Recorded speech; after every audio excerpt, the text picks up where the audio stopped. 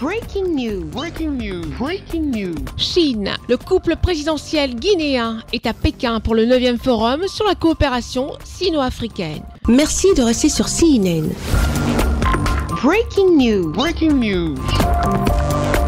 Général Mamadi Doumbouya, président de la République de Guinée et chef de l'État, accompagné de la première dame, Madame Lauriane Doumbouya, a atterri le dimanche 1er septembre 2024 à l'aéroport international de Pékin à 14h heure locale, soit 6h GMT, pour participer au 9e forum sur la coopération sino-africaine. À sa descente d'avion, le président de la République et son épouse ont été reçus avec les honneurs des hautes autorités chinoises, incluant les représentants éminents du Parti communiste chinois, du gouvernement central et de la municipalité de Pékin, ainsi que par l'ambassadeur de Guinée en République populaire de Chine, Madame Aminata Koïta. Une importante délégation guinéenne était également présente, composée notamment du ministre directeur du cabinet de la République, Diba Diakité, des ministres des Affaires étrangères, de l'intégration africaine et des Guinéens établis à l'étranger, Dr Maurice Sanda Kouyaté, et de la coopération, Ismaël Nabé, des mines et de la géologie, Bouna Silla, des infrastructures et des travaux publics, Mahamadou Abdoulaye Diallo, du commerce, de l'industrie et des PME, Dr Diaka Sidibé.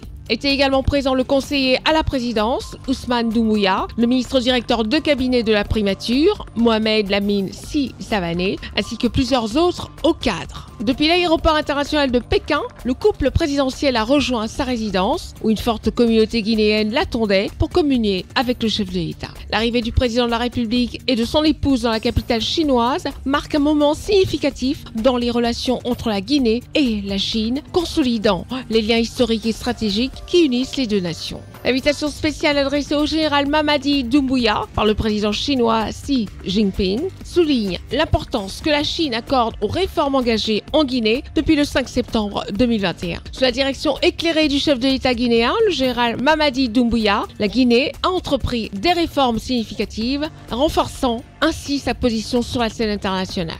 Lors du FOCAC, le programme visionnaire du développement socio-économique hautement stratégique, le Simandou 2040, sera au cœur des discussions stratégiques de haut niveau entre les deux pays, notamment sur différents domaines, entre autres l'agriculture, l'industrie alimentaire et le commerce, l'éducation et la culture, les infrastructures, les transports et les technologies, l'économie, les finances et l'assurance, la santé et le bien-être. La visite du chef de l'État en Chine, à l'occasion de ce forum, sera marquée par un agenda particulièrement chargé. En plus du tête-à-tête prévu avec le président Xi Jinping, le président de la République tiendra des échanges de haut niveau avec les dirigeants de grandes entreprises étatiques chinoises. En point d'orgue, le président de la République populaire de Chine, Xi Jinping, organisera un dîner en l'honneur de son hôte, le général Mamadi Doumbouya. Ce dîner sera également honoré par la présence de l'un des 7 membres du Parti communiste chinois. En définitive, la participation de la Guinée à ce forum symbolise non seulement le renforcement des relations bilatérales avec la Chine,